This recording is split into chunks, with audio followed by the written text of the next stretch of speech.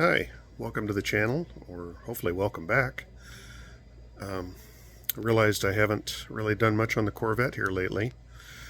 Unfortunately, some of my other cars have been taking up my time, but I finally did accomplish something that I wanted to give you an update on. Not earth-shattering, but it sure makes me happy to see it. So anyway, I'm going to turn around here and flip the camera around at the same time.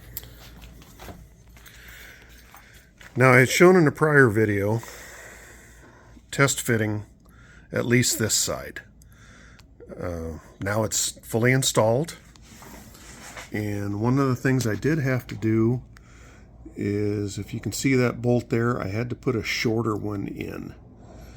And quite honestly, I'm not sure if the other one was stock length or not, but anyway, it might be something you're aware of. Other than that, one of the other things I had to do was this is a temperature sensor, and I had to clearance the gasket, which, if I'm really good with my editing skills, you'll see an overlay of the picture that I took while I was doing it. If not, just be aware it's something that you'll have to put the gasket on and test fit it and do a little trimming.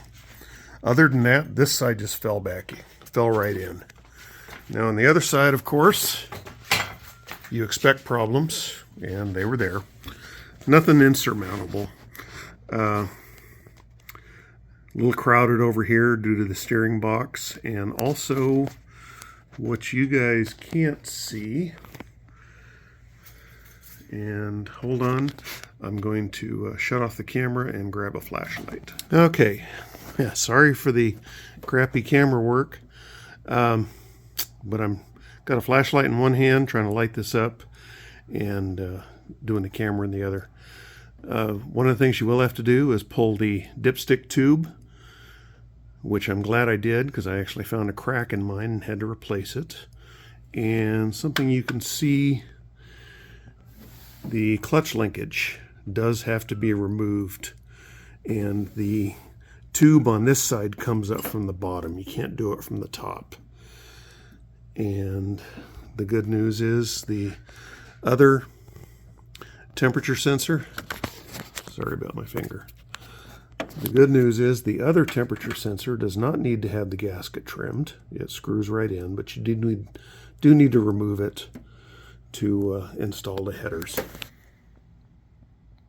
Okay, something went wrong with the camera, so I'm shooting a little more, and hopefully I don't forget anything, or if I repeat something, please bear with me.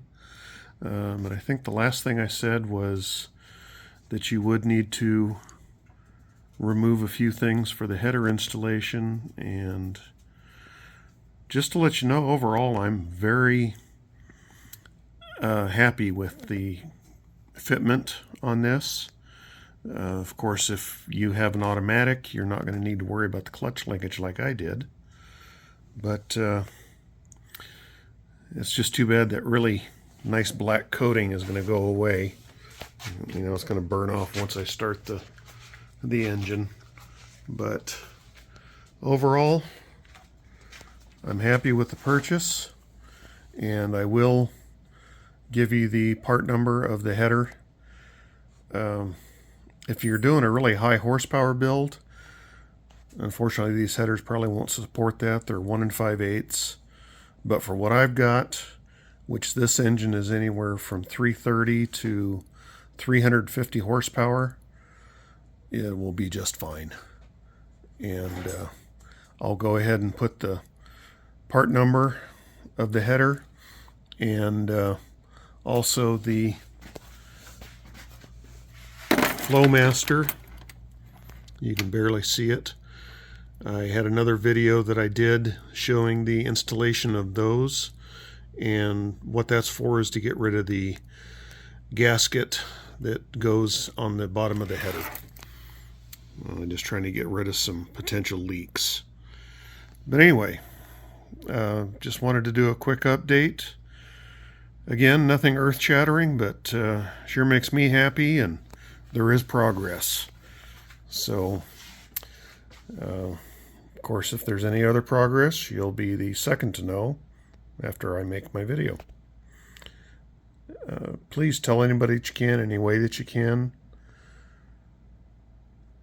Thank you.